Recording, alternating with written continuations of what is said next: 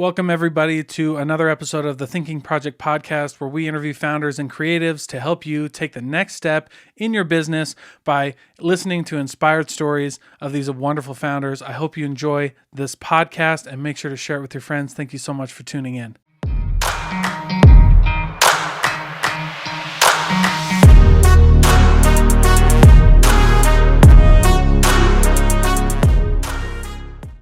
All right, Levi, Lindsey, thanks for joining me, sir.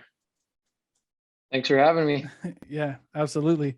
So I've been following you for a long time on LinkedIn, but it wasn't until I really wanted to interview you after I had Lindsey Ivy on my podcast and talking about awesome. Lindsey is great. You're absolutely right. And she was talking about some of the work you're doing. So like the We Are Mind stuff, but I know you're also the founder of Vid Army that was a while back, and now you're working with Neighbor. So I would love to give you the opportunity, though, just to introduce yourself, like what you do, what you got going on right now, and everything like that. Yeah, right now, full-time creative director at neighbor.com. It's like Airbnb, but for storage.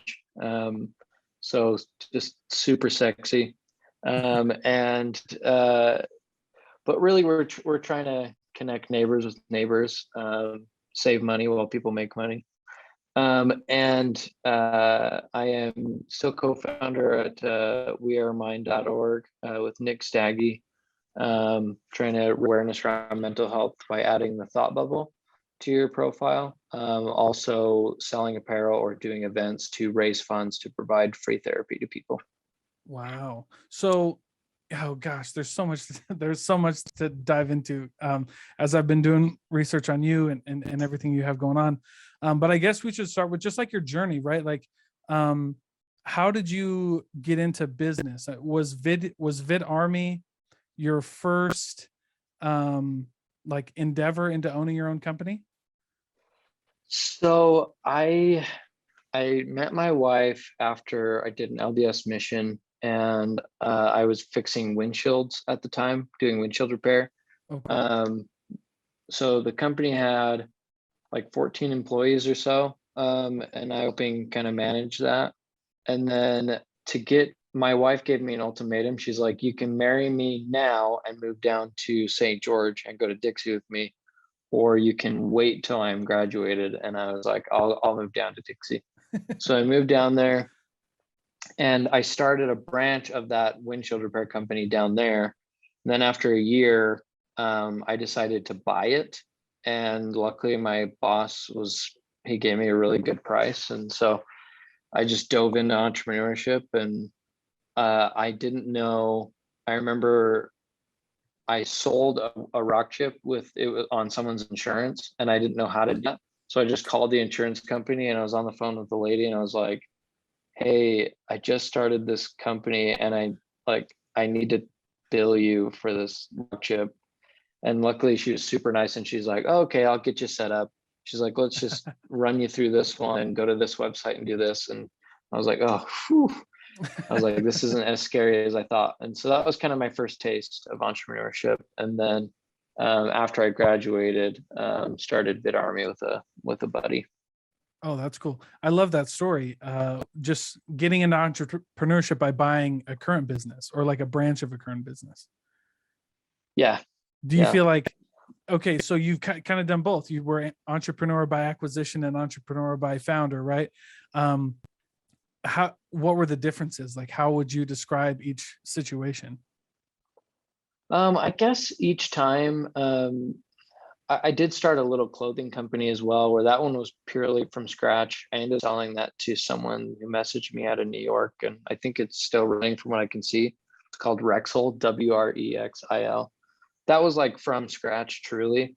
Vid Army, the guy I started it with, he'd already had video production equipment and like knew some clients, and so that one, not necessarily acquisition, but like we named it together Vid Army and started like going in, and then I jumped in full time immediately, and he was doing a full gig. And so it felt like from scratch, because we definitely like got 2 clients right off the bat or something like that, but didn't have to put the money into equipment or anything like that to get going, if that makes sense. Yeah. But it must have felt different between like the Vid Army style and maybe the in your windshield repair company. Uh and so because it's just different, right? And I love that you put like taste of entrepreneurship by buying, because there's just so many definitions of entrepreneurship now. You know what I mean? And I feel like there's the Yeah, big one that's like you have to like work 80 hours a week, start from nothing, like live in the basement or whatever, you know what I mean? And so it's yeah, nice to always hear like the other side of it, right? Which is like, oh no, you can actually do this a different way. yeah. Well, I made mistakes in both, very, very crucial startup mistakes in both. That's for sure. I Tell me, remember go with the ahead. windshield repair business, I hired this dude. He was right out of jail and had like just tattoos on his fingers and like everywhere. And he's just a rough dude. Not that like, I mean, I have a Yeah, tattoo. It's not like those are bad. It's just he just looked like a rough right. dude. Yeah. And uh, I hired him full time and then had him go on location. I trained him for a day and then I like would do his thing. Um, and the sales were rolling in. I was like, this is awesome. Like I'm watching Law and Order at home and this dude is selling for my business that I own. This is amazing. And then his first paycheck came due and I didn't have enough money in the bank account to pay him his first paycheck. And I was Oh no. like, because there's a lag between like I didn't collect all the cash at the same time that I owed him the money. And so I was like, dude, I can only pay you this much and then I'll get you later. And that was I didn't know what working capital was, but that was like a lesson in working capital. And Yeah. then in Vid Army, scaling from me and a partner to 17 team members and having tracks with the Church of Jesus Christ and Amazon and doing a video for Pepsi, like you learn a lot along the way. A lot more than just the working capital lesson along the way. Yeah, how is it working with companies like Pepsi, Amazon, or like the Church of Jesus Christ of Latter-day Saints? It's awesome. It's every company is different and they have their different nuances. The guys at Pepsi were super, super duper chill. Randy Thornhill, who's now at Red Bull, he was our contact there. And he was just like, he was one of my first experiences where someone was like in a really high position at a company, at a big company, and still was down to earth and Mm, just didn't take things too serious. yeah. Um, he was awesome. And then Amazon was really cool. The church was cool. It just takes a while to get the contracts going. There's a lot of red tape. A The lot of bigger red the tape. organization, the more red tape there is for sure. Yeah, that's great. Yeah, that's interesting. So, since then, though, I mean, so take us through the whole exiting Vid Army experience, because it kind of goes from there, right? Like you start your windshield, you go into Vid Army, and then you head to, what is that? I think Kizik's, and then to Neighbor, right? Yep, yep. With Vid Army, I like the mistakes of all of us founders and just a bunch of weird situations, weird life situations, and a Mhm. lack of agreement and being on the same page in contracts. Things just came to a head, and it was like, get me the freak out of here. The juice is no longer worth the squeeze. Oh Um, yeah. and I gotta get out. I looked at my wife and I was like, I spent 3 years building this. First year, I didn't take a paycheck and worked full time in it while my wife worked while pregnant, working all the way up until she Whoa. had already the day of. So I could work full time in this startup.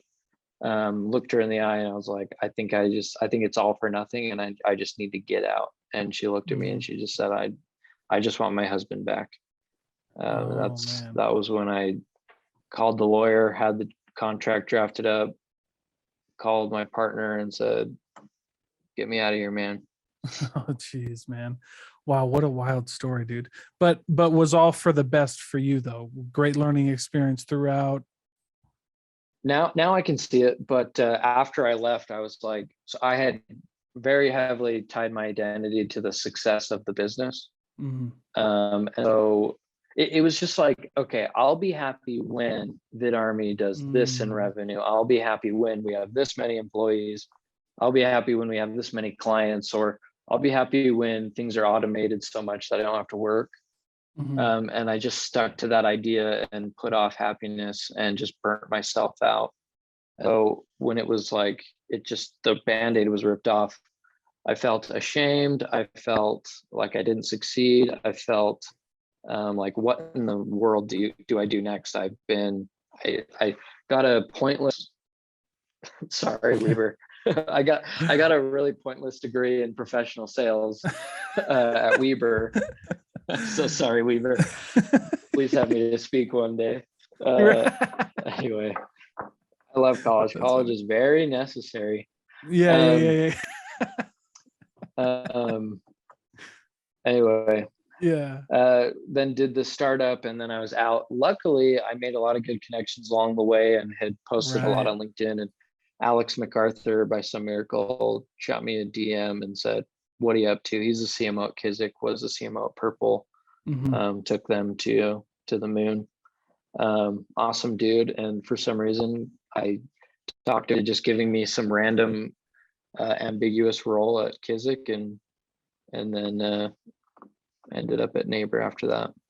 Wow, man, that's cool. Is it? Yeah, I saw you post that. It was, a while ago, a few months ago, when it was like that was the DM that kind of changed the trajectory of everything, right? Isn't that cool though? That's like the whole point of networking, or like, you just never know, I guess, how things are going to play out in your network when you're like genuine, you like talk to people, right? And you just build those relationships over time, right? I mean, that's one of the things that Lindsey and I talked about, is just building that network. And so I think that's great. LinkedIn is the best lifeboat an entrepreneur or an entrepreneur could have. Yeah, intrapreneur. Yeah. Okay, tell me more. That's a Nick Staggy phrase. When I talked to him, and I was like, dude, I'm not an entrepreneur anymore. Like, what the F? I'm not cool anymore. Yeah. So I'm an entrepreneur. I'm working in a company, and I'm and especially being an entrepreneur at a startup can feel a lot like the startup. But what's really cool is you get to specialize in what you are good at. Oftentimes when you're an entrepreneur, you have to do a lot of things that you're not good at out of necessity and lack of funds, which causes a lot of extra stress and burden on the person. Like, I was doing sales. I'm not a good salesperson. If someone asks the price, I give it to them, and then I immediately start going down, and they don't even have the word, and I'm just like, $1,000. And then they won't even respond, and I'll be like, or 500. So not a good salesperson. But thankfully, Kizik giving me a shot, I got to learn that all along creative is really where I found my home. Yeah, I like that. No, I like entrepreneur, because kind of at the beginning of the conversation, we were talking about different definitions of entrepreneur, and how like most people think entrepreneur means that you have to be a founder, you got to grind and all these things. But like, you can be, and I guess entrepreneur is the word you use, right?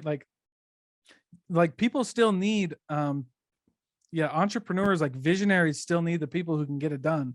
Because like, in my experience, I don't know if this is too big of a generalization, but in my experience, a lot of entrepreneurs are visionaries, right? Like they have the idea, but they don't really know all the pieces to put in place to get it done. And so I had my hand at like founding companies and doing things, and I realized like that just wasn't for me. But if somebody had an idea, like I knew how to put it together and I knew how to make it run, right? But like all of my ideas were not good. So like I was not a visionary. But so I like that term entrepreneur, because it's very applicable to a lot of people. Yeah, it's like Ron Swanson says, you can half-ass many things, or you can whole-ass one thing. Right. And what's nice is, like, I've got equity in Neighbor. My equity in Neighbor is going to be worth far more than owning 50% at VidArmy. And so, but it comes with, it just doesn't come with that like ego boosting title of entrepreneur. And frankly, there's a lot of entrepreneurs out there in the shadows making a ton of money and succeeding at it. And there's some that like I was one of those entrepreneurs where I was like boasting about it on LinkedIn, but like at the end of the day, I was going home and having panic attacks, and it really, this wasn't for me. Not to say I won't do entrepreneurship again, but it like creatively go fast breakfast. I can't remember who he was, but he said something that always stick with me. He's like, before you become an entrepreneur, know thyself. That is the most important thing you can do before you start a company. Know thyself. And if you're not a good technical founder and you're trying to start a software, go find a good technical founder to be with you. Don't go find someone who matches all of your skill sets. Like you said, if you're a visionary, find someone who knows how to put pieces together. If you know how to put pieces together, find yourself a visionary. Right.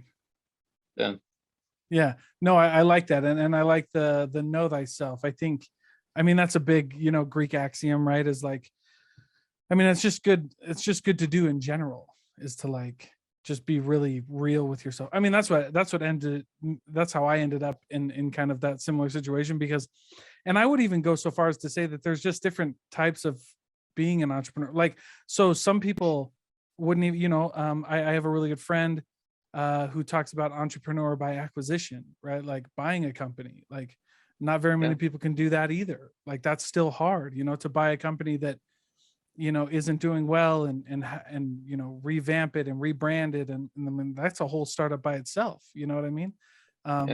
It's just different. And I think we just get into these, I don't know, for lack of a better phrase, and pardon my language, but like pissing contests over like what entrepreneur really means. You know what I mean? And like, it doesn't matter. I don't know. Maybe that's just me. Yeah. I've met entrepreneurs that have 500 employees. They're only doing $5 million a year. I've met entrepreneurs that are doing hundreds of millions of dollars a year and have 30 employees. It's also relative, and there's a lot of ego in the entrepreneurship space. But like right now, even being an entrepreneur, I'm I don't know. I tell people I'm live in a really great situation in the sense that I have equity. My paycheck comes every 2 weeks. And so there's some risk involved, and some awesome reward down the line. Not as much as the founders of the company, but there's other ways to get equity, and there's other ways to have that upside without taking all the risk. Well, and for me, it's like, and this is kind of a great segue into, your company, wearemine.org, right? Is like, I always like, I'm really cool now, because like I know who I am. Like I'll always have a side gig. You know what I mean? Like I think, and for me, the rationale behind it was like, it's just another source of income, and I also get to like make a little bit of money, and I feel like I'm living out the whole like making money by when you do what you love, because like the podcast doesn't, I mean, I tell people, like when they ask me about my podcast, I'm always like, I make enough to stay poor from it, but like you know what I mean, but I have fun and it's cool, and then I work with other companies and it's great, you know what I mean? So it's like either way. But so now you're at Neighbor, but you have, I mean, and this wearemine.org, like nonprofit, I know it's kind of an organization. Like, can you explain more about what wearemine.org is? Yeah, it's I'll probably be a broken record on this. Nick and I probably said this on lots of podcasts, but it started by accident, which I think any good community starts by accident. I think when you try to force a brand or a community down someone's throat, it's icky and unauthentic, and people can feel it and they can tell. So, Nick just kind of put out a post one day out of a framework that we'd been working on, a logo that we had commissioned, and then people started adding the thought bubble, and then we started selling apparel, and then people started buying it, and then one day we came together and said, well, let's have an event, and Earl Foote let us have it at Industry and provided the venue, and then we said we want to have another event, and then Young Living, Stephen Wright let us into Young Living for free. And so each time we've been raising funds through apparel or through events, or it's like Tyler Bender, who runs our social media. She's been on your podcast, right? Yeah, Tyler. Tyler's great. Yeah, she's awesome. One day she was like, hey, let's put up a sign on a pole where you can tear it off and it says like something nice today, or like text a friend, or check on your happy friends. And someone totally unrelated to us filmed a reel and posted it to Instagram of them tearing one of those away and just showing the little kindness phrase. And it had like 200,000 views on it.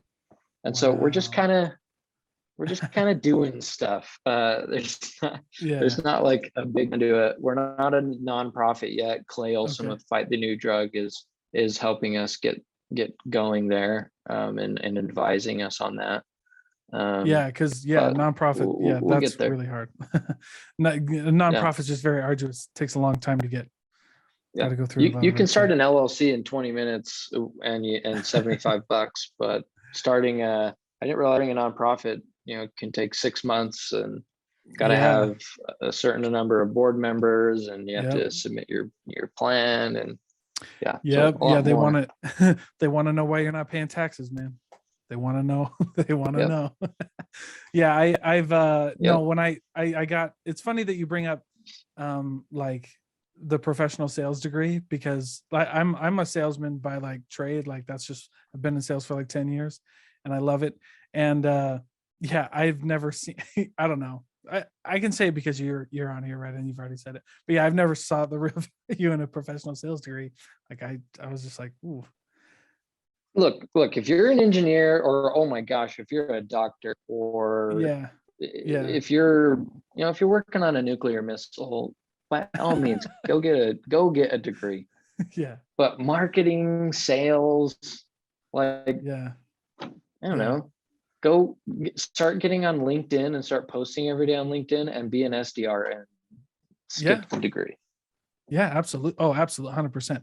I couldn't agree more. Like, I mean, I've hired people who had the professional sales degree, and it's just interesting conversations. They're like, oh yeah, I know how to sell. I got my sales degree. And I was like, okay. I'm like, let's do it then, man. You're hired, bro. Because then we just throw them into the fire, and it's like not the same thing, because like you realize that like all the stuff in the books you like can't say to real people, because I don't know, they're real people. They're not stories. Well, they didn't even teach us what a CRM was in the professional sales degree. Really? No, I've never did not. It's like no one sat us down and was like, here's HubSpot and Salesforce and here's how to use them. Zoho, and here's how you use it. Here's the benefits of one versus the other. College just moves at such a snail's pace that it can't keep up with the ever-changing world of sales and software, and marketing certainly can't keep up. I was talking to we have a creative producer on staff here.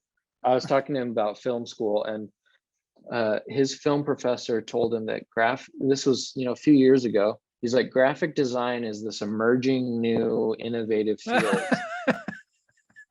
And it's like it's this 70-year-old dude that when he got his degree, you had to take to do graphic design, you had to probably print on a printing press. And so just college just moves too slow for the world. Yeah, it really does. No, I could not agree more. And I'm in the boat, like I'm going for my MBA right now. I can see all of that, because like we're in a marketing class right now, and I'm like, and my marketing professor is this old guy who just has an ego that goes to the moon. And I'm like, I've learned more about marketing on YouTube for free than I had to do to pay this class. But I saw. Go ahead. Sorry. Oh, okay. Sorry. I was going to say, I saw the other day, you can find a full MIT course on YouTube right now. Yeah. Like knowledge is commonplace these days. Like it's a people are willing to share knowledge with you. Nothing is sacred. No piece of knowledge is sacred these days with the internet. So Yeah, it just doesn't make any sense. Yeah. I've always, so my childhood dream, and I remember writing it on a whiteboard. And like, I don't know, I grew up in a really small town, and so our church was really small. We had chalkboards. So I remember writing it on a chalkboard, like, I want to get my MBA. So that's the only reason I'm doing it. I found a cheap program at SU. It's like to fulfill a childhood dream of mine, because like, why not? And but I And do, not to say yeah, college is worth something. Like yeah, you learn stuff at college. It's a yeah, great experience in a lot of ways. The biggest thing is I think people rely too heavily on it. Like I agree. And I think we've kind it's of like, switched. Oh, go ahead. Sorry, I didn't mean to interrupt. Go ahead. no, you go ahead. No, I've Um, interrupted you enough. You go ahead. well, I was just saying, like, I was just talking to a friend about this, and like how college is like, it just it's just another tool belt, but we're really in, like, we've seen this shift even on LinkedIn and stuff, where it's like we're not in like a, we're in more of like a gig and a skill economy than we are in this old, like, 40 years, get the gold Rolex, retire, you know what I mean? And end up fishing. Like, we don't have to do that anymore. And like, so now it's very skill based. It's like, do you have a marketable skill that somebody's willing to pay you to do for them? And, Mhm. nowadays, that, a while ago, it was only like maybe engineering or like accounting, some of like these tangible skills. But now it's like sales, graphic design, videography, like content creation. Like, these are actual things that people need, and they're willing to pay lots of money for. And so it's just been weird how we've switched to, like, you know a very, like, yeah, only certain people had the knowledge, and like, a lot of these things were hidden, like I didn't know what a salesperson was when I was growing up. Like, in Yeah. fact, like, when I grew up in my really small town, so small town in Iowa, farm and factory. And I, like, was this sales guy from, like, not knowing it, but I would just sell stuff. Like, I got kicked off the playground because my school was selling treats and snacks for a lot of money. And I realized that if I went to Walmart, I could buy them for less and sell them for, less than the school and make money. And Yeah. they found out That's and kicked me out. entrepreneurship too. Yeah, they kicked me out. And you know what's funny about that? I tell this story sometimes, but like, but like in high school, they have like the most likely to awards, right? Mhm. Like, most likely to, yeah. I got, so nobody Yeah. knew what a salesperson was. Like, we didn't know what that was. So I got, like, I was a good dancer. That's something that's not important. I got two of them. One of them was a dancer. One of them was most likely to be a con artist award in high school, That's because they didn't amazing. they didn't know what sales was. And Uh, so, like, I was like, dang, that hurts, guys. I'm not conning anybody. yeah. I'm like, but like, sales makes the world go It, around, and it was just funny. oh yeah, it does. And what's funny is I was always told I was going to be a salesman growing up. Oh, um, interesting. because I'm just a talkative dude. I did stand up comedy always. Like whenever there was an assembly, I was like, I gotta go do stand up. But TikTok didn't exist, and Hmm. stand up comedians were seen as these unemployed dudes that were on buses going country to country making no money. And so I was like, I can't be a stand up comedian. Marketing sounds cool, but like, how do you even do that? Like, I watched Mm. Matthew McConaughey and How to Lose a Guy in 10 Days. He was like pitching these concepts, and I was like, that's what I want right there. And Yeah. I'd call around, and nobody, like everyone was just like in sales, that I talked to. Wow. And it was always like, and then I picked the sales degree because it had less math than the marketing degree, and I hate math. And it's like there's no Interesting. creative marketing degree or creative degree or like or anything Yeah, like but that. seriously, Um, yeah. and I didn't even know creative directors existed. Frankly, it was probably like 2 years into VidArmy that I found out that a creative director existed. Wow. Um, and then when I finally got the chance to see what one of them did, I was like, yeah, that's the one right there. Eventually I'd That's like cool. to start another e-com company or do VP of marketing or something a little more broad, because I do like other concepts. I definitely lean more towards creative, but yeah, Hmm. creative is like right now I'm writing a script for an alien, where we're turning a TikTok um, influencer into an alien in a couple weeks. Um, it's just like sometimes I have to pinch myself. I'm like, you're getting paid right now to figure out like, what jokes this alien's gonna say, and you got to come up with this concept with the team, and Dude, isn't that it's great cool. though? Isn't that amazing? Yeah, It's such a beautiful yeah, place to be in. And so I kind of want to go back to We Are Mind though, because I feel like yeah. we have some like common ground there. So for like, and what I mean by that is so mental health's a big deal. Like I have ADHD. And I'd like to kick off the conversation just by telling a brief story about how like I realized mental health and the conversations around it were so serious. I don't know. Have you ever read the book Never Split the Difference by Chris Voss, or have you heard of it or anything? I've heard of it. I haven't Okay. read it yet. No. It's I think it's like probably one of the best sales books and one of the best books on negotiation you could read. But in that book, Chris Voss talks about how he learned like true skills of negotiation when he went and volunteered for the suicide hotline. And so I'm reading this book and I'm using it. I think it's great. And then I get to this part and I'm like, hey, I could do that. And if Chris says he can learn how to do it, like that'll make you a better negotiator, then why don't I do it? Right. And so I went into this kind of like pretty selfishly. So I Googled National Suicide Hotline. Turns out like you have to actually like be there and work. And I couldn't do that with my schedule at the time. So I looked up like other volunteer things and came across the crisis text line, where you can like volunteer to be a crisis counselor and they'll train you and everything. And you just feel so basically the National Suicide Hotline, but for texting. So you just text in and it gets fielded by, us, right? Like these volunteers. Yeah. And I did that for a year because once you signed up, you had to commit for a year to do it. And that was like one of the most eye-opening, transformative experiences of my life, because like I was immediately humbled because this was not a joke. And I was immediately put into situations that like you just don't get put in every day, and you have to figure out how to help. And you have, and I really was figured out that like your books can only take you so far. Like now we're dealing with real people, and it was just a crazy, wild experience. And so when I came across like We Are Mind and just the importance of like destigmatizing everything, it was really special. But it's a really long road to destigmatize mental health. How do you feel? How do you feel about that? Yeah, it's much like your small town didn't teach you what a salesperson was. There are still so many people that aren't getting taught what burnout is and what panic attacks are and how to deal with one when you experience them. And a lot of the generation before us discounting it, and just telling you to suck it up and it's not real and you're just being a baby. And these kids these days just can't handle the world anymore. So yeah, it's a long road. I didn't know what burnout was until I was on a call with someone who was just wanted to chat about We Are Mind and just get to know Nick and I. And she talked about burnout and I was like, holy crap, I didn't know that existed and I have it.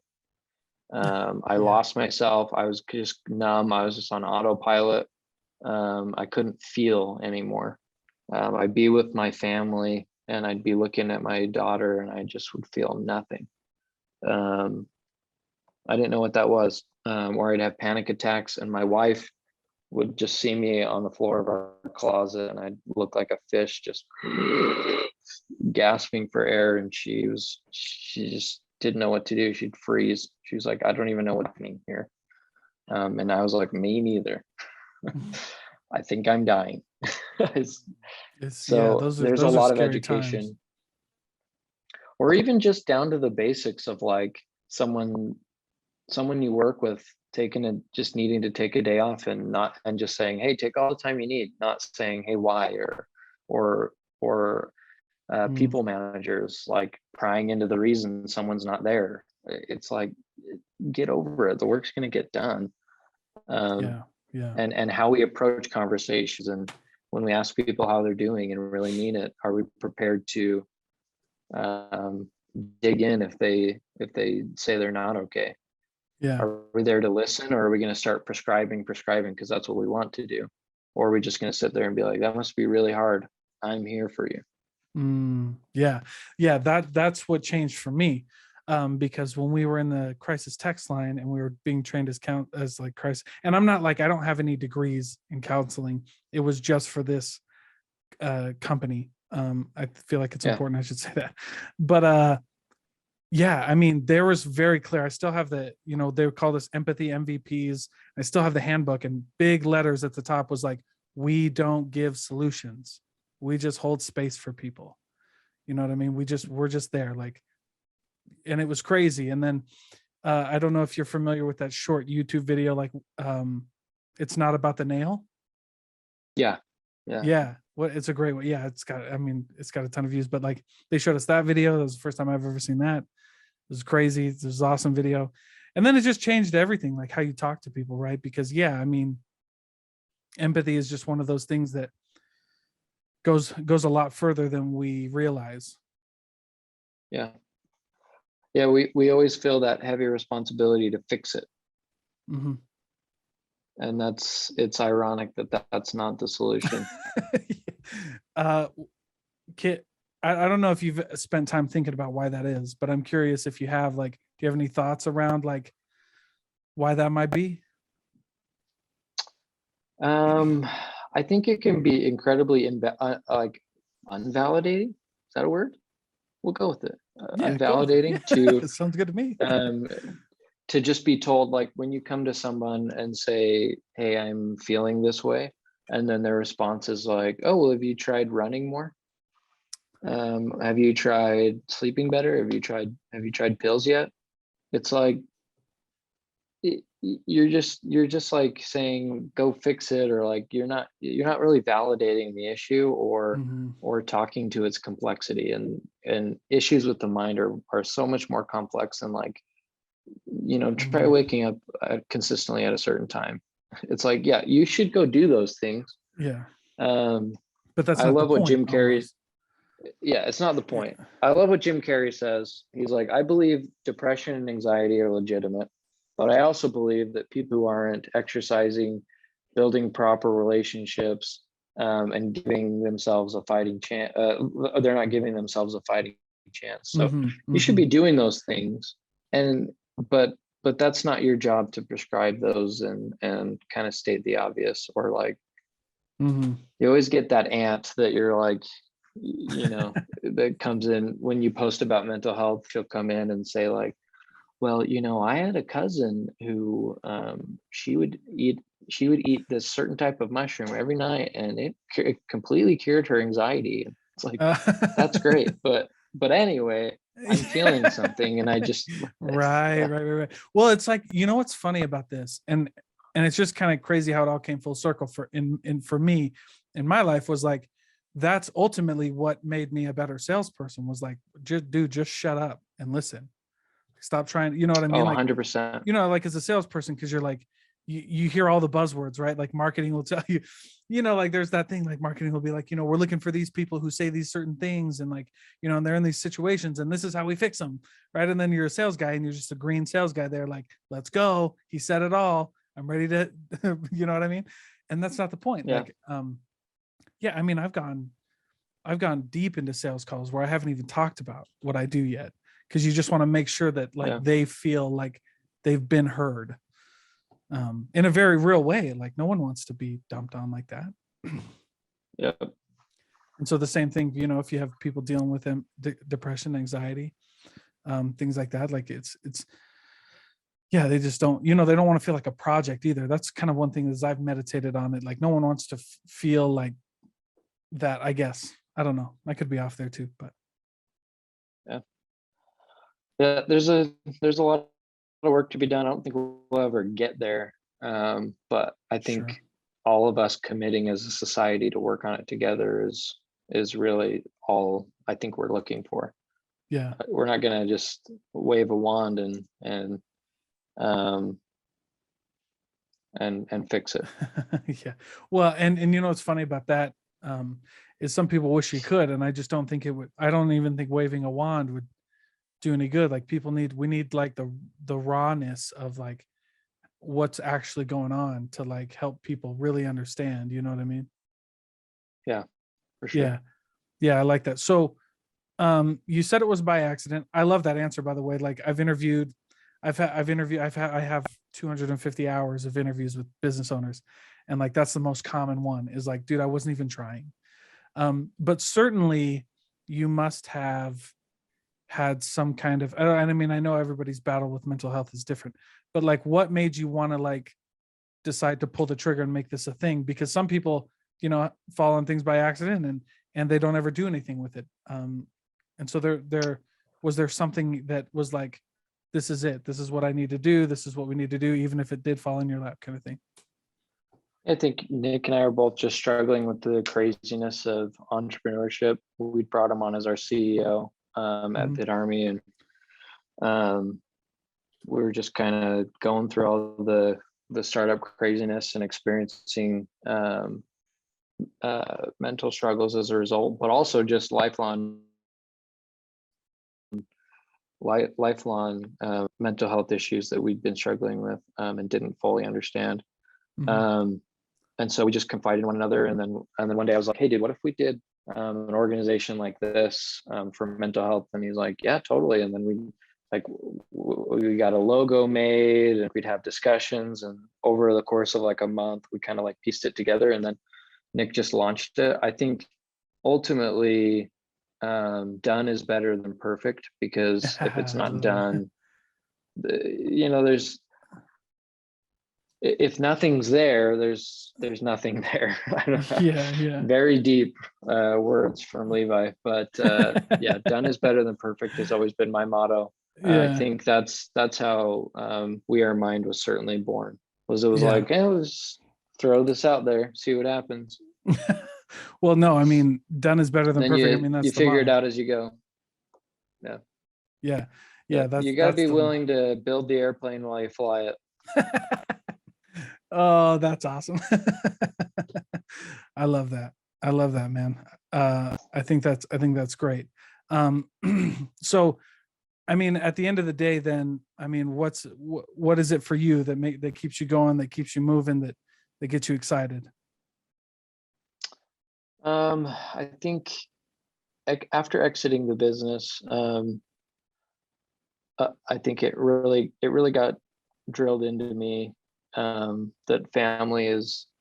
this is all because of family. The family is the why.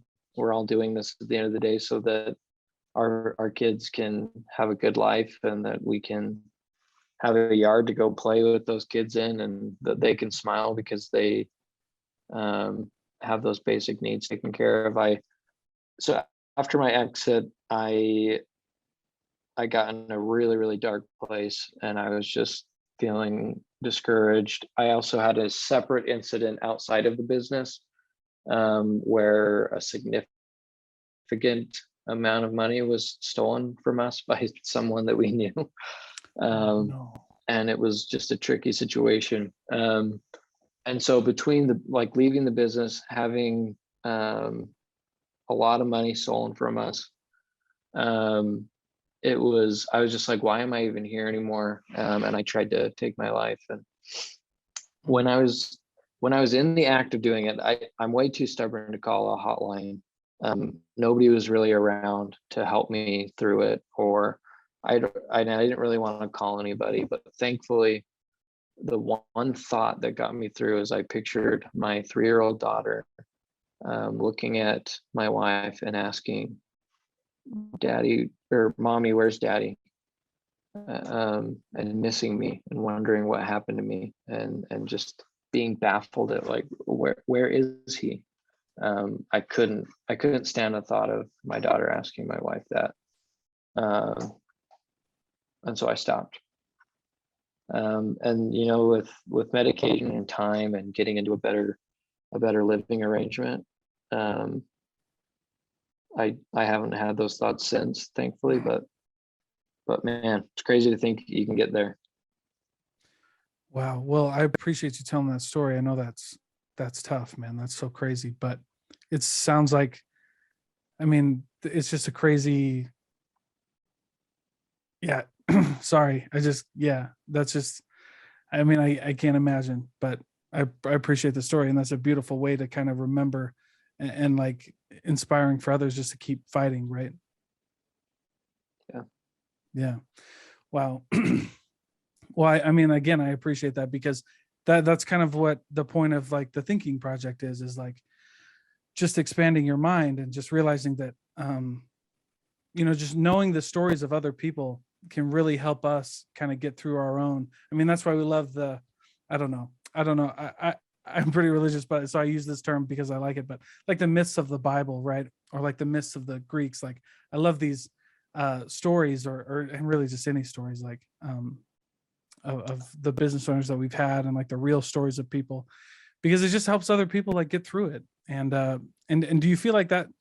Do you feel like in We Are Mind, do you feel like that is valid, like that other people's stories can help pull other people up and help other people out?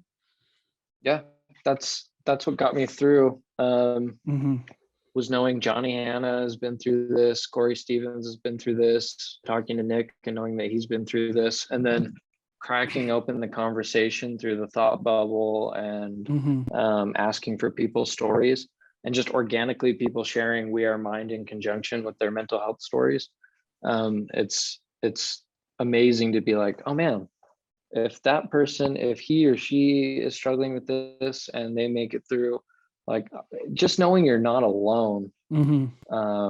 helps more than you could ever know. It's like your question on why is giving solutions not the answer. It's hard to put your finger on it, but not knowing you're not alone is probably one of the best solutions. Yeah, that's so true, because we aren't alone, man. Because there's a big community out there, so it's very admirable building that community of just people who understand. It's a big endeavor, but I hope you get it, and you're crushing it already. And I hope it keeps going. Me too, me too. Yeah. and So and likewise. thanks, man. I appreciate it. Before I let you go, you've been more than generous with your time. Tell people how they can get involved with We Are Our Mind and follow you and all that good stuff. Yeah. Well, if you've got any extra space in your home, consider listing it on Neighbor for storage. Deal. If you want to help people know they're not alone with mental health, share the thought bubble on your profile. Um, Post a story about your experience with mental health. And if you want to purchase any apparel on our website, all of the proceeds go to providing free therapy to those who need it. And if you ever just want a weird, discombobulated LinkedIn feed filled with ADHD thoughts, then you can follow me on LinkedIn. All right, right on, man. Well, I appreciate it. Thank you. Yeah, thanks for having me.